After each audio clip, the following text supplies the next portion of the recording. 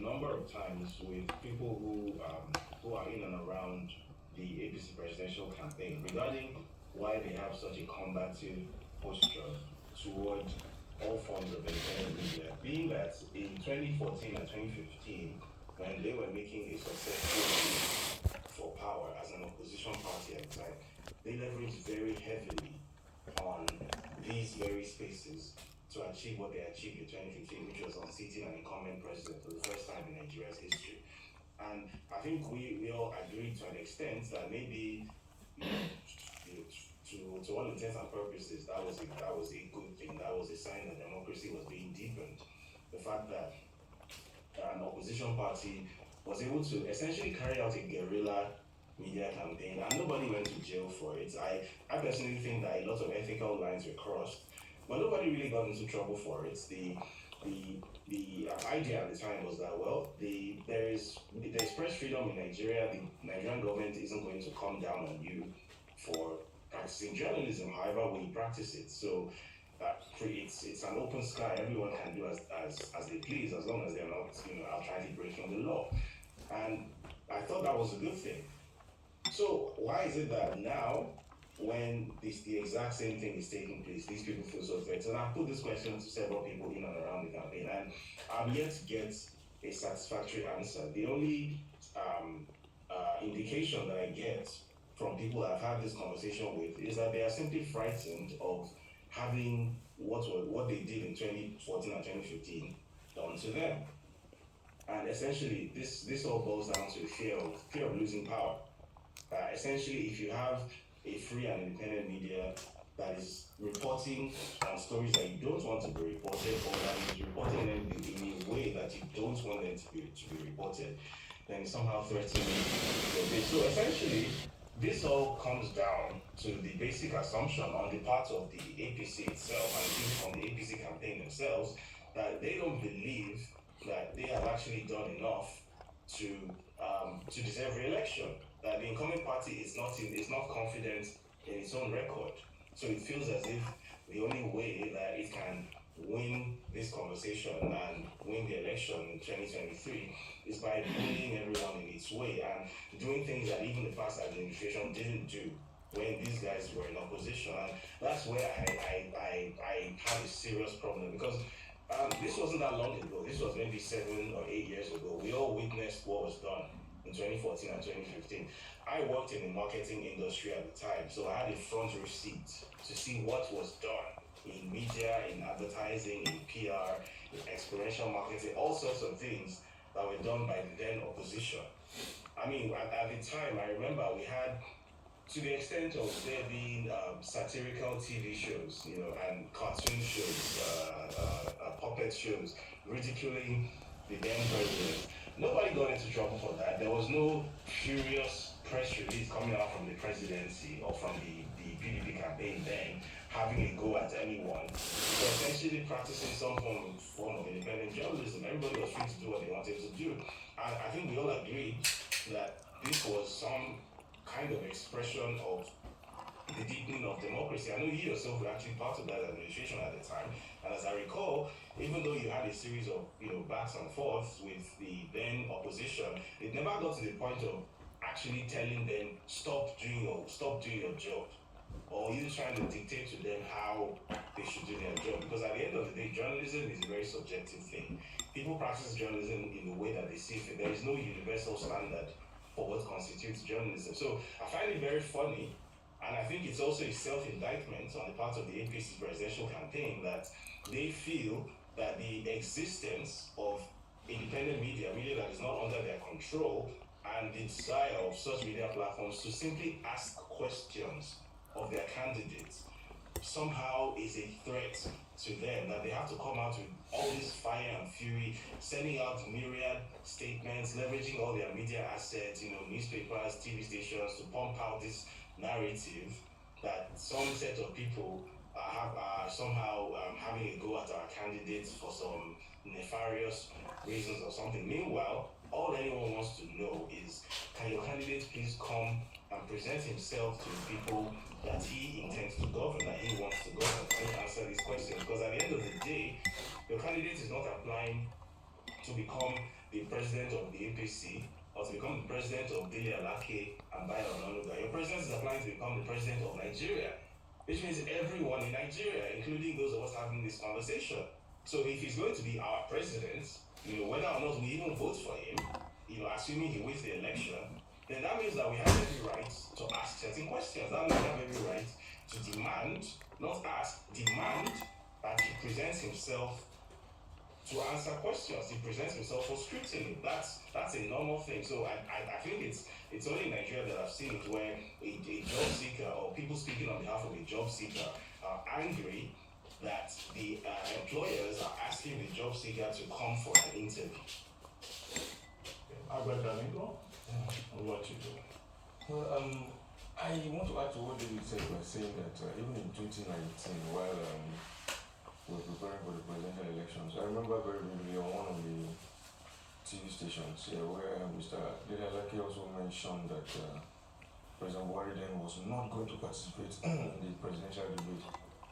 And when I saw him repeating it the second time, I started to wonder at what point Mr. Dele, whether he was speaking as a journalist or because I know that he's a competitor in this industry. On paper, it is assumed that he's the owner of one of the sister stations, and for a competitor to sit down and begin to make those kind of assertions that he made me very, very, very, very worried. And Nigerians that are still pandering to that kind of bad behavior are only feathering the nest of bets that will soon haunt us.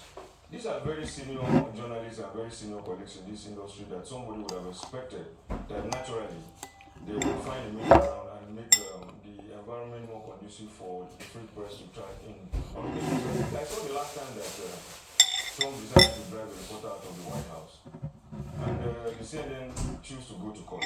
While they were in court, even Fox that was supporting Trump had to go join CNN in court to say, no sir, we are not going to allow you to go off. This is the media. There have been reporters in the White House before all of us were born, including you, Trump. So we will not allow you to encroach into our talk. That is the kind of attitude that I was expecting from people like Laki and Biden. Not to see respected people like this working very assiduously to see how they will continue to suffocate the media space. It is rather very, very disappointing. I am a victim of this kind of attitude where people feel that the press will not talk. So every time I get very emotional, I think when people begin to make this kind of effort. Two judges in England this year gave a judgment in court saying that if our freedom of speech includes only saying nice things, then there is no need for it. As a matter of fact, they said that the freedom of speech includes insulting the other person. And if you're not angry, if you're not happy about it, you find your way to the court, not to try to suffocate people and gag people from talking. If we allow this kind of attitude, then people like us will be bundled up again one of these days and thrown in one place that will be forgotten in cross over. I think that the media, in whatever shape, whether you like what they are doing or not, should be allowed to operate without any kind of manacles that we are seeing some people try to throw at us 20-something years after we got democracy. These people have also been victims of this kind of practice in the past. And for them to come up at this point to begin to pander to sentiments that we thought we had left over 2 decades ago is not a good example for those of us who are coming up on the job. These are examples, and I think that this bad behavior should stop. And very, very soon too. Well, thank you, Abba and David. You've used terms that I think we have to zero in terms of bad behavior. People get used to handling to this bad behavior. And thank you, Abba, for pointing to the fact that you yourself have been a victim of this. So you were victimized for a publication you had made, and you were actually you were taken in, and for about 197 days you were away. 6 months you were away. Now I'd like you to speak to that, especially as with regards to the effect of this kind of behavior, which some might term as draconian against, and even illegal against journalists when things that don't seem very pleasant are printed or are published, and the effect on the democratic process of Nigeria. But David, I'd like you to speak to still on bad behavior. It seems like a lot of Nigerians have gotten used to it. Because if you look at some feedback online, you see some people actually defending the actions of the APC and the candidates as well as spokespersons as to, they don't have to present themselves, why do they need to present themselves, they're being victimized and so on. What is the importance of the media holding power to, holding power to authority, holding power to scrutiny and asking them to present themselves to respond to questions? I think it's because Nigerians have continued to reward this kind of attitude since 1999. Like if you go down memory lane, in 1999, President Obasanjo refused to attend presidential debate. He eventually won the election. 2010, the same thing happened. He said he wasn't going to debate. He won the election. President Jonathan also avoided one of the debates in preference for another. He also won the election. And Buhari came again and also decided that he wasn't going to participate in the campaigns. He won the elections.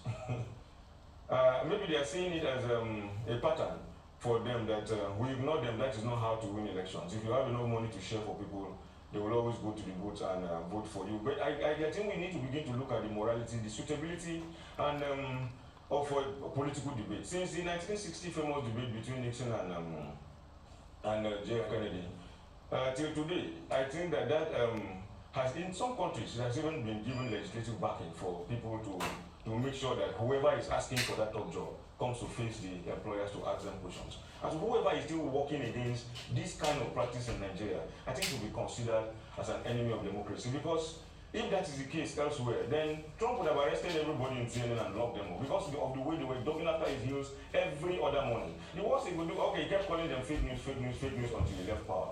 But for people who I sincerely consider as very respected members of this particular industry to do this, I personally feel offended because I saw even journalists in Crossover when I was arrested. The NG in Crossover, as a matter of fact, wrote a statement and said, I am not a journalist.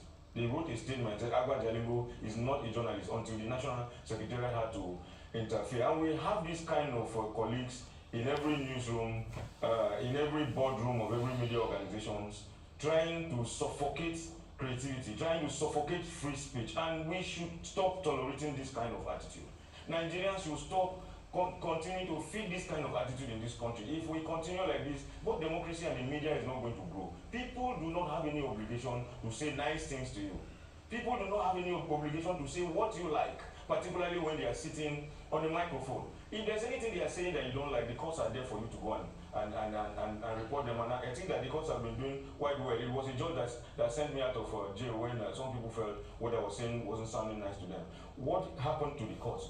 I am surprised to see editors or call them big men in another media organization sitting down and trying to determine who sits on the other microphone to speak. For me, it's very, very embarrassing and quite very, very offensive. It's an attitude that we should rise up en masse and work against so that young people who want to come into the profession can continue to have the courage and the audacity to continue to open up what is wrong with society. I feel personally offended about this development, and I can't help but say in this manner. Thanks, David. The only thing that I would add to what Abba has said, because he has pretty much said it all, but what I would just add to that is that the reason it seems as if a number of Nigerians don't really understand the severity of the situation and just how dangerous it is for journalists, supposed journalists who are linked to power, who are linked to a ruling entity, coming out with these sorts of pronouncements and this sort of posture. And the reason that a number of Nigerians don't seem to understand the danger here is that you have to bear in mind that democracy in Nigeria really is still quite young. Democracy came back, 1999, so we're about 23 years into our latest democratic iteration in Nigeria. So basically, somebody who is 50 years old in Nigeria statistically has lived more of his life under a military dictatorship than under a democracy. So what would that person actually know about democracy? So I believe part of this, there's also a demographic issue involved. The older generation, specifically from the next genuinely doesn't really understand, by and large, the importance of, as I said, being able to say things whether or not somebody else likes it. Because the norm under the military administrations, the successive military administration, starting from Yakubu Gowon through Murtala Mohammed, then Olusegun Obasanjo, Muhammadu Buhari, Ibrahim Babangida, Sani Abacha, especially, the norm throughout all these administrations is like, if as a journalist or as an editor, as a media practitioner, you said on the broadcast anything the government didn't like, something would happen to you. So it was under those administrations that we had journalists receiving letter bombs and dying. It was under those administrations that we had armed men storming into newsrooms and pointing guns at journalists and seizing newspapers and all sorts of crazy things like that. So that's what a lot of Nigerians are used to. So, and then you also have to bear in mind that there wasn't actually a successful anti-dictatorship struggle in Nigeria. There wasn't actually a successful pro-democracy struggle in Nigeria. It just so happened that Abacha died, which we didn't really have anything to do with. So the return of democracy was almost like an accidental thing. So that consciousness of what democracy is and the fact that everyone is entitled to certain freedoms, entitled, not privileged, entitled, that these are constitutional, basic human and constitutional rights that everyone has. I don't think that understanding has really percolated through a lot of the older generation. Maybe a lot of those born after 1999 are more likely, because of exposure to the internet and the world outside, are more likely to understand the importance of free speech and things like that. But a lot of the older generation who was raised in a time when platforms like Arise TV weren't even allowed to exist because the private sector wasn't even allowed to take part in broadcasting, for example. So those people, I guess, having an authoritarian posturing by people in power is not that alarming because they are already used to it. But to people like us who have spent most of our lives statistically under the democratic dispensation, and we can see very clearly the sort of backsliding that Nigeria has been recording, especially over the past 7 years, where if you check the global press freedom ranking, between 2015 and now, Nigeria has slipped almost 20 places, right?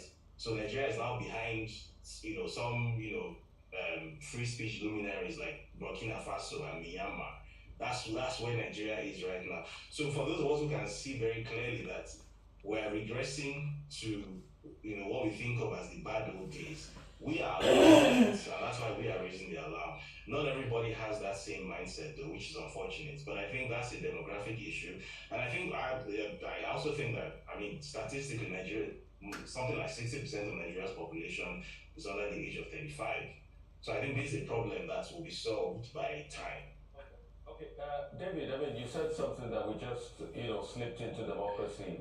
Wouldn't some Nadeko people, call back at you and say, that is, no, it's because of the war people like Nadeko and some other people that actually fought, and died, for that democracy and their memories live on. But let us put the issues on the front burner. What are these issues that certain people don't want to hear? You did extensive work on the drug issue. Can you talk to us about that? The certificate issue, Chicago University even talked about a case that Enahoro Eba will be filing, at the Abuja court, which we know that he has filed. Tell us all of those issues, and because all these issues, people say speak to characters. Tell us about all those investigative work you did do and you did put out there. And for you, Agba, I want you to speak through the connivance of other media because of their own gains in all of this matter. The fact that, as you in your own case, some people came out, probably they were cowed or probably they were given some pecuniary, gains, came out to say that you're not a journalist. The fact that it is the same other media journalists in Nigeria that are so quick to throw other journalists under the bus because of what they're going to gain, and the blue on blue fight, sort of to use that word, continues. So David, you start first, and Agba, I want you to speak through that. So there are basically two stories in one here. The first is a story about the drug trafficking indictments that the candidates of the All Progressives Congress had in 1993. As I've appeared on this show before to speak about this case, anyone who hasn't read the case files can easily Google them and find them. They are everywhere now. These case files have been sourced from the U.S. District Courts of Eastern District of Illinois, the Northern District of Illinois Eastern Division. And essentially you have this fellow, Bola Tinubu, who was identified by IRS investigative special agent Moss as a bagman, that's a money launderer working on behalf of a drug ring that was trafficking heroin in Chicago. And basically this indictment, which has been on public record since 1993, for whatever reason, this story hasn't properly been told the way it was meant to be told. It's sort of become like a rumored kind of thing. So in the lead up to this election, I decided that I wanted to take this on. That you can't have a story potentially about somebody who has a chance of becoming Nigeria's next president being linked to drug trafficking, and it's just relegated to the realm of like social media rumors and stuff you see on blog pages on Instagram and things like that. So I dug into it, and the information it's visible to the blind and audible to the deaf, right? That this fellow was involved in drug trafficking. Now this is not an allegation.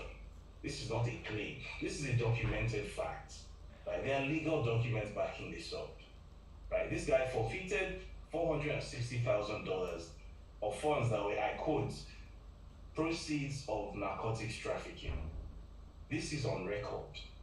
So I don't know, possibly because it's been 29 years since this thing happened, and as we tend to do in Nigeria, we tend to think that justice has an expiry date. So because this thing happened 29 years ago and he has been able to get away with it, he became a governor for 2 terms, he has been a political operator, he was elected as a senator in 1992 as well. So basically he got away with it all the time. So the posturing from the camp seems to be that, well, this is already dead and buried, so why are you resurrecting this now? So why are you asking this question? And I think that's a ridiculous position to take, because as I've said earlier, Bola Tinubu is not applying to be president of Lagos or president of APC or president of Dele Alake and Bayo Onanuga. Bola Ahmed Tinubu is applying to be my president too. And your president, everybody's president who carries a Nigerian passport. So of course he has to answer this question that were you or were you not linked with drug trafficking? And if you claim that you weren't, well, here's the evidence, unimpeachable evidence that you were. So what do you have to say for that? Obviously, he doesn't want to answer that question. He doesn't want to present himself for that kind of type of question, because obviously he doesn't have anything with which to defend himself. He's as guilty as sin. That's very obvious. And then the second story which I did, which was a separate story but also linked to that, was a story about perjury. Now, on his INEC EC9 affidavit, he made several claims. He claimed that the date of birth he claimed on his INEC EC9 was a different date of birth to that which he has used in other places. So essentially what happened was, the lawyer that he mentioned, Mike Enahoreba, he actually took INEC to court earlier in the year, I think in August, when INEC refused to make Bola Ahmed Tinubu's EC9 form public, and he won the case. INEC released the EC9 form to him. So then he contacted a law firm in Chicago, Leahy, Eisenberg, and Franco, to essentially investigate some of these claims that were made by Bola Ahmed Tinubu about his history in the US. So subpoenas were sent to Chicago State University, Richard Daley College, Deloitte, where he claimed to have worked, and Anderson Tax, because he claimed to have worked at Arthur Anderson at some point too. And the results that came back from these institutions prove that the claims he made on his INEC EC9 and some of the documents submitted on his INEC EC9 were completely false. So, for example, the subpoena that went out to Chicago State University, the lawyer asked for all records regarding Bola Ahmed Tinubu that Chicago State University had, and they responded with the records he used to gain admission to Chicago State University, where he stated that he went to a secondary school called Government College Lagos, and he graduated in 1970. Well, it just so happens that Government College Lagos started in 1974. So clearly he couldn't have graduated in 1970 because it didn't exist. The certificate, the degree certificate that was provided by the university, which was an exact reprint of the original certificate that was issued to a certain Bola A. Tinubu in 1979, was a completely different document to that which he submitted to INEC. Different font, different wording, different signatures, and different dates. And then what, in my opinion, the craziest thing of all was that a very simple, some very 5-minute internet research revealed that this document that he submitted to INEC was sourced from an online forgery service called diplomamakers.com. So literally, if you go to the Pinterest repository of this website, diplomamakers.com, you will literally see a template for a Chicago State University fake degree certificate that is identical to what he submitted to INEC. The same grammatical errors on that certificate were what he submitted to INEC. So essentially, this guy or somebody working for him went to a service that produces fake certificates, diploma-makers.com, right? Got a fake certificate from there and submitted it to INEC. So the question is why? The answer to that may be answered by some of the other records that were obtained from Chicago State University. Now, one of the records that was obtained was a transcript from Richard Daley College, which was used to gain admission. And on that transcript, it was stated that the person known as Bola A. Tinubu that was given admission to Chicago State University, the sex of that person was female. So which essentially means that the person parading himself as Bola Ahmed Tinubu today, and the person who got admission to Chicago State University as Bola A. Tinubu are in fact not the same person. That person also claimed to have a different nationality. That person claimed to be Black American. Tinubu on his INEC EC9 claimed that he has no nationality except Nigeria. So there's so many questions to answer. There's the basic issue of perjury, which by the way is a criminal offense. You can go to jail for that. There's the issue of falsification of documents, forgery. There's the issue of identity theft. There's the issue of non-declaration of supplementary nationality. And then there's the issue of the false claims of having gone to government college, Lagos, which didn't exist when the king graduated. And just to quickly close on this, the subpoena that went out to Deloitte, the response that came back simply said, we do not know this person has never worked for us, we have no record. So if you recall, and let me just quickly close with this, his most recent media appearance, where he was asked, how did you make your money? All of a sudden, he made no reference to Deloitte this time around. The story has been shopping around for decades. These are questions. Thank you so much for putting the issues out there, because we deal with the issues. I'm sure his campaign council will react to all of this that you've put out. They're going to make their own robust reaction as right to reply. How about the question I asked you? Yeah, in the place today, I think there's a hunting expedition. There are some people who feel like the adjutants and the superintendents of the industry, and once you are not bowing to their line, you are either considered not to be a journalist or you are considered incompetent, because they feel that they are the foundation of this particular profession in Nigeria. But that is expected, because it's not only happening in journalism, it's part of the professional politics that you face in every office out there. People don't just like some others when they're beginning to make headlines or getting some popularity that they don't have. They come after you and begin to question your credibility, not because they think that what you are doing is wrong, but just deliberately because they want to pull you down. It is not a new thing. Even from the time of Jesus, they have to look for one of you. It is the journalists that those who are looking for you will use to come after you. Most of the people that they have used to come and arrest me were my colleagues. They are the first persons that they will reach out to and ask them when you think he can be home, when you think he can be in the newsroom, when you think he can be on his laptop.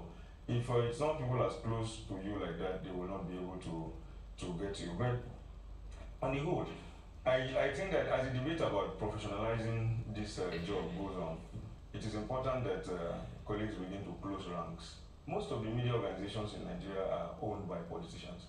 And if those of us who are professionals who work for them are also unable to stick ourselves together and defend ourselves as well as the profession, and ultimately, the politicians will just turn us to their tools, use us for as much as they want, and then when we get old, we walk out of the newsroom and return home empty and wretched, while they continue stealing the resources of the country and sending their own children overseas. We mostly need to develop our profession, defend ourselves, defend the newsrooms, not just the interests of the politicians. And until we do that, the profession will continue to face this kind of onslaught that is facing from the politicians. They will steal money, go and buy the cameras and the printers and put them together, then bring us and use us as tools. When they are tired of us, they push us away, because they know they can always use us against ourselves. But that is a point of reflection for us moving forward. All right, that's nothing. Okay, there is a red herring that is being bandied around in a very emotional and unintelligent manner, which is that journalists must not go near politics, or that journalists, there's something called that journalists who must not have any political beliefs or political choices. Is that really the case? Because if you look in the US, you have a long list of journalists who have been in politics, who are in journalism, or who have been in journalism, who who are born into politics. And you have a long list also in India, But here you hear people who say, oh, that journalist is biased. That journalist is a member of so party. Can we possibly have that member that is a journalist that has no idea of politics? Let me start with you, David. As you've rightfully described it, that's a red herring. Because first of all, if we're being truthful, there is no such thing as a human being that doesn't have a political preference or some sort of beliefs or ideals that they adhere to. No human being is an abstraction. So the fact of being a journalist doesn't somehow turn someone into this apolitical abstraction whose job is just to robotically show this mythical thing called both sides of the story. That's not how real life works. Everybody has a preference. As you rightfully referenced, in the US, for example, journalists in the US actually openly state their political preferences. So you will know, for example, that a journalist who works at MSNBC or at CNN, there's a 99% probability that you're never going to see that journalist working for Fox News later on. You know why? In the UK, a journalist that works for, let me say, ITN, you're probably never going to see them working for GB News. You know why? These things are very clearly stated, and I think that's actually honest, right? People should actually know where you stand. So, what I think is very, very hypocritical, and I would actually use the word disgusting, is when people who not only have a political preference, but actually hold political office, within political campaign structures. People like Bayo Ononuga, who, he's a media practitioner. He owns a publishing house, a newspaper. He's also a journalist, supposedly a senior journalist. And he actually has a position, an official position, in the APC presidential campaign committee. And this person will then come out and say this other journalist is politically biased. This other journalist has expressed a political preference or has expressed a public opinion. Therefore, this journalist's position isn't valid. This journalist's work as a whole isn't valid because he has expressed some sort of position on something. Meanwhile, his own work is supposed to remain valid, right? No one is going to come out and say that PM News is not a valid publication because it happens to be co-founded and run by Bayo Ononuga. No one is going to say that it's still a journalistic publication, like it or not. But somehow these standards only work in one direction. They don't work both ways. So I'm going to set these arbitrary standards which are based on absolutely nothing for you, right? And I'm going to attempt to sort of set the narrative for you and fix these parameters within which you can operate in. Nobody gave me that power. Like, there was no meeting where it was decided that I am the gatekeeper, I'm the one who gets to make these decisions for anybody. I've just woken up on some side of my bed and arrogated this power to myself, and I opened my mouth and I started making these pronouncements. But you are not allowed to use the same standards of me because somehow I am above you. Somehow, as some sort of senior, journalist of the realm, these standards do not need to apply to me. I am special. I have a big problem with that, right? Because at the end of the day, what is journalism? The basic essence of journalism or the fourth estate is to tell stories that hopefully hold power accountable, right? That's essentially what I think when you come into the profession, that's what you are essentially trying to do if you are mission-driven, if you are purpose-driven. So if in the process of doing that, you have some sort of political affiliation that you think will help the cause of the mission that you're trying to accomplish, or you have some sort of political preference, or you express some sort of political preference, I don't see what that has to do with the validity of your work. I really don't see that, especially coming from people who, again, because I'm going to keep on making reference to the 2012-2015 period. These are people who, they when they were in opposition, they did things that I had never seen a media ecosystem in Nigeria do before. I had never seen things like that before. And again, I believe that a lot of ethical lines were crossed. And I would go as far as to say, even legal lines were probably crossed as well. I saw these people doing lots of things, and I saw it firsthand because I worked in the same industry, we're in the same place. We had the discussion at the end of they fly on the wall. But I saw these things firsthand. So seeing the same people coming out 7 years some sort of senior gatekeepers of the profession, and they are the ones who get to decide with which parameters everybody else gets to operate, and they are the arbiters of what journalistic morality and ethics are. I'm sorry, I do not believe that. I have a big problem with that. You know, if anybody is going to lecture journalists about neutrality, about objectivity, it definitely shouldn't be the likes of Dede Alaki and Bayo Onanuga. Okay, but Darlington, we have just a few minutes to go. I think neutrality is a utopia. Like David said, the journalist is not tabula rasa, and people should stop fooling us and fooling themselves, because that red herring is actually being bandied around by people who themselves hide their own political partisanship under the toga of professionalism. I hardly see any journalist or any media house, not only in Nigeria but all over the world, that doesn't have a limo. And as a matter of fact, media houses and journalists have moved beyond just taking a position. They now adopt candidates. We see CNN and New York Times adopting the past 3 presidential candidates for the Democratic Party in America openly and campaigning for them. We have also seen Fox doing that for the Conservatives in the past 3 or 4 elections, and nobody has. Even the British Prime Minister that handed over to Lizzie, Boris Johnson, while he was Prime Minister, he still kept a column on Daily Telegraph, and he was writing basically about the things that were happening in his government. The journalist is not a robot. So those who say these things should stop trying to roboticize the man who sits down. I cannot sit in front of a microphone and pretend that I am a robot. I have an opinion, and as an adult, I am going to express that opinion. I see journalism as a tool to change society. I do not see journalism as a neutral arbiter anywhere. If I must be on the microphone, my goal is to change society. I went beyond that and also stepped into politics. I'm the crossover state chairman of AAC, African Action Congress, and I did that consciously, knowing also that I am a journalist, because I'm not going to just sit back and watch politicians continue to do this. I have a duty to mold opinion, and I don't. If I see clearly that this politician is a criminal who is working to the detriment of our society, I should be able to use my independent opinion to tell the public that what this person is doing. I feel offended that one of the presidential candidates is refusing to come and talk to us.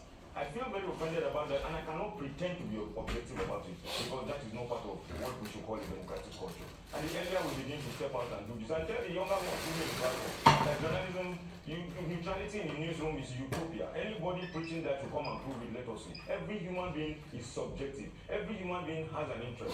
Let those who hide their own partisanship under professionalism stop preaching to us about neutrality. And if we can challenge ourselves, let them come and tell us where they have been neutral. Every news media organization in Nigeria have their leaning, they have where they are standing, and we all know. Nobody should stop. All of us should stop pretending to be holier than thou. We all know where every one of us are, and they should stop suffocating and bullying the rest of us to follow their own rules. Well, thank you very much, David Hundeyin. Thank you very much, Albert Dalingo, for joining us on the morning show today. Time for a short break now. We're return. We'll have Aaron here with global sports updates.